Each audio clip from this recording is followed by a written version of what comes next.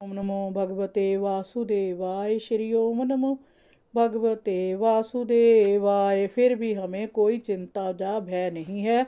बन के हिंसक पशु शेर, चीते और भेड़िए भी हमसे कुछ नहीं कहते। जिसने गर्भ में हमारी रक्षा की थी वही हमारी रक्षा करता है। जय संसार तो प्रभु का खिलौना मात्र है। वह इसे अपनी इच्छा से बनाता है, इसके साथ खेलता है और तोड़ डालता है। भाग्य यदि अनुकूल हो तो रास्ते में गिरी वस्तु ज्यों की त्यों पड़ी रहती है, कोई उसे छूता तक नहीं। लेकिन यदि भाग्य प्रतिकूल हो तो घर की तिजोरी में सुरक्षित रखी वस्तु भी चोरी हो जाती है। ईश्वर की इच्छा से मनुष्य का जीवन सुरक्षित और सुखी रहता है और उसी की इच्छा से जय नष्ट हो जाता है और दुखी रहता है। हे देवियों, सभी प्राणियों की मृत्यु अपने पूर्व जन्मों के कर्मों के अनुसार उसी समय पर होती है जो उसके लिए निश्चित है। उसी के अनुसार वह स्थान विशेष पर जन्म भी लेता है, परंतु आत्मा शरीर में रहते हुए भी उससे अलग रहता है। वह ना जन्म लेता है ना मरता है। मिट्टी के मकान की भांति जय शरीर भी मिट्टी का है। मोह के वशीभूत होकर सब इसे अपना समझ लेते हैं। जैसे पानी में विकार होने पर बिल्कुल बुलबुले बनते हैं और पानी में ही नष्ट हो जाते हैं, उसी प्रकार जे शरीर बनते बिगड़ते रहते हैं। जैसे आकाश सब जगह रहने पर भी किसी के दोष गुण से लिप्त नहीं होता, उसी प्रकार जय आत्मा सभी जीवों में रहकर भी उनसे लिप्त नहीं होता।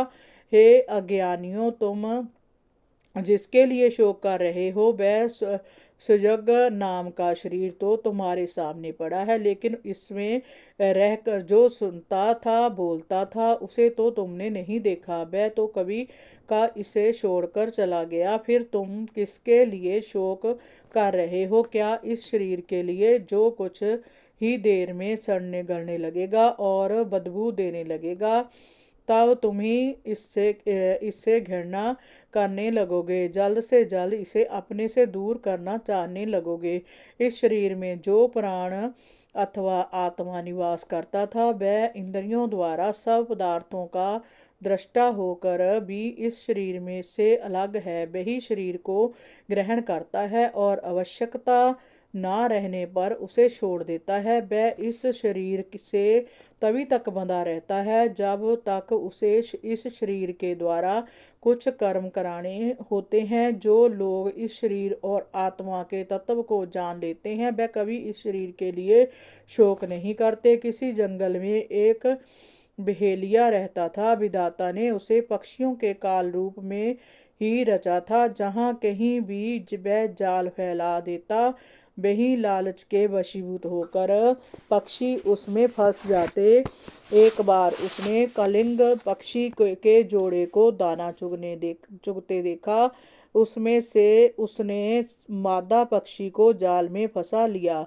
नर पक्षी को अपनी मादा पक्षी को वहां फंसे देखकर बड़ा दुख हुआ। वह उसके लिए विलाप करने लगा। तभी काल की प्रेरणा से पास ही छिपे बहेलिया ने उसे भी बाण मारकर गिरा दिया और वह मर गया। मूर्ख रानियों, तुम किसके लिए विलाप करती हो? तुम्हारी भी यही दशा होने वाली है। तुम्हारे विलाप करने से जय फिर से जीवित तो नहीं हो जाएगा। उस छोटे से बालक की बात सुनकर सभी चुप हो गए। जमराज भी वहां से चले गए। फिर उन सभी ने मिलकर सुजंग की अंतरिक्ष किया क्रिया की।